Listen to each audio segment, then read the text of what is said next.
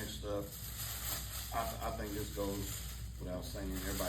Everybody understands this man's grind. If you don't understand, then you out the fucking loop. I'll tell you that much.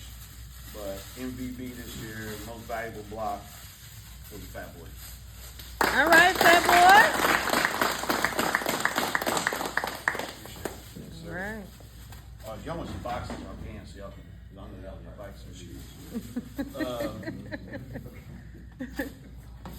Last but not least, this one right here. And I'm gonna tell y'all, this motherfucker be talking shit about it too. Oh, this gets on my damn nerves. But Rider of the Year goes to Miss Brittany Frank.